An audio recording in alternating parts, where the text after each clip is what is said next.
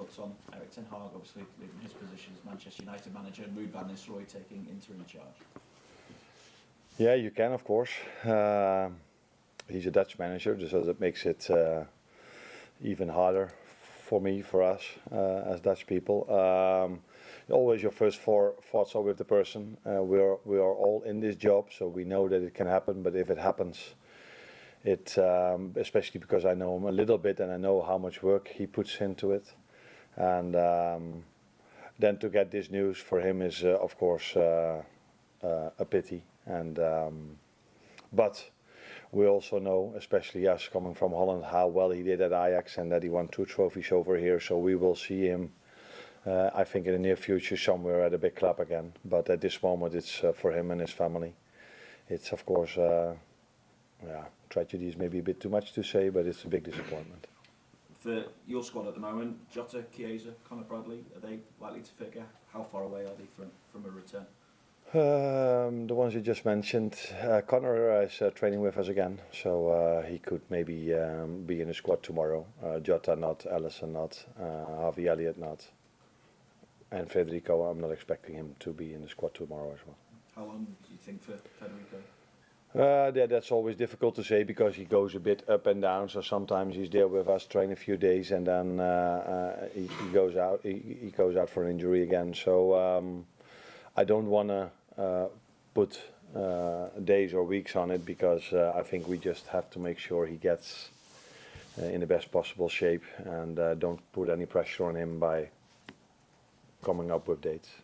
Just looking at this competition, the game you've already played, obviously the starting lineup from the win over Bournemouth, only Kelleher and Nunes then started the cup win over West Ham, and then from West Ham game only then Jota started the league win over Wolves. So how likely are you to do something kind of similar with regards to team selection this week, bearing in mind it's also a double header against Brighton? Yeah, I don't think it's possible to do the same as we did against West Ham for the simple reason that we got some injuries, so we don't have maybe enough players to change them all if I wanted that. We've played on Sunday against Arsenal yesterday. There was mostly recovery for everyone, so today when we come in and they have to come in as we speak, we will find out how they all are, and then we have to make a decision who's going to start. But I think if you look at our schedule and the amount of times that we have less days to recover compared to our opponent, that's not on Saturday because we play Brighton tomorrow. But Brighton played Saturday, and with Leverkusen it's the same. They play Friday, we play Saturday. So it might be a moment for us to also see some other players. But like I said, we have to first have to know how fit everybody is. Can I just ask as well, this starts, I think it's 5 games in around 11 days. How do you prepare for that? And does that mean you have to sort of select games that have more prominence? No, I think always the next game is the most important. So you try to bring, to pick a team, to select a team that is best capable of winning that game. And sometimes that means because they've played so many games, you change 1 or 2 or a few more players. How to prepare them for that's not what you do today or tomorrow. That's mostly what you've done already in pre-season and all the weeks leading up to this schedule. Those are the weeks you try to prepare them for these weeks, and you do this by training sessions, of course. Endo came off the bench, and I know he started the previous round in this competition. Is this a chance for him to maybe start? And also, when you're making these changes, how do you keep those players that are maybe struggling for minutes happy in the squad? That last thing is not always easy because they all want to play, and it would be strange for me if they are all happy if they don't play. But they are professionals, they know that these things can happen, and they also see that the players that play in their position do really well. So that is mostly with Wata, but it's also with Joe Gomez and Joao Kwanzaa that are in competition with Ryan, with Ibu and with Virgil. So they understand and they see how well these players play and that they also stay fit till the last minute of the game. But I think Wata is one of the players that might be in the lineup because the season is going to be so long and we will need him during the season, and therefore he needs once in a while playing time as well. He fortunately has this playing time with the national team, but it helps if he once in a while gets a game with us again. And I really liked him against West Ham. And what I admire about him, or what I respect about him, is his personality, because 2 times he had to come in 5 minutes before the end.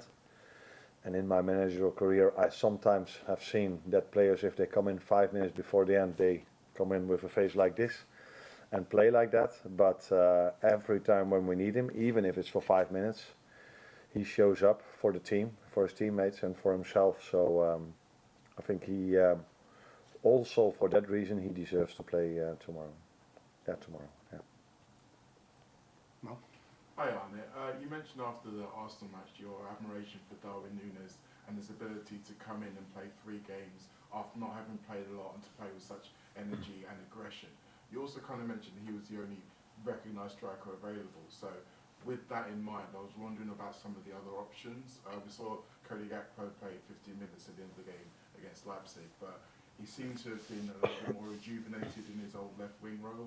We've also seen Luis Diaz and Mo Salah play centrally during their Liverpool career. I noticed Jane Danns was walking into the building earlier today. I wonder whether or not he's come into play if he's trained with the first team this year. You could become the manager over here. I'll try it. Or do we have any other option to play as a 9 as well? Because you're giving me a lot already, but... I mean, I'm not offering my own services, that's for sure. Okay. I don't know if that's smart.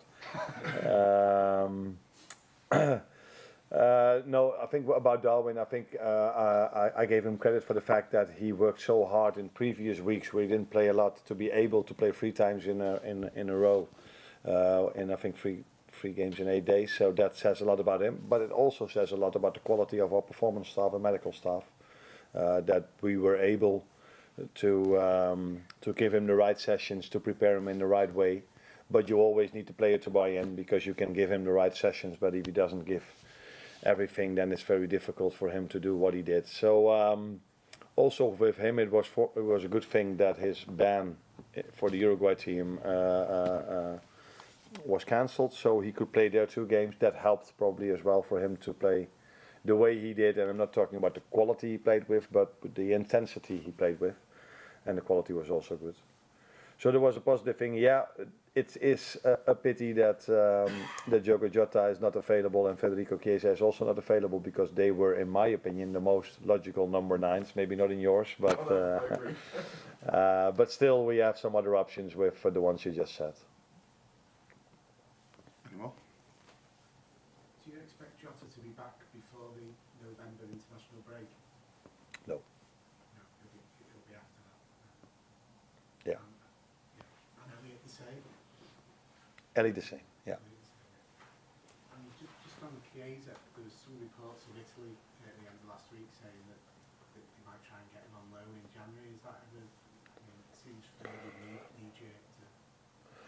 That hasn't gone through my mind at all. I think the first and foremost is that he gets fit again, and then we can see where he is. And I think there were also reports in Italy. What I meant about him was that he missed pre-season, and in pre-season that he was on low intensity sessions because he had to train with 3 or 4 players apart from the group.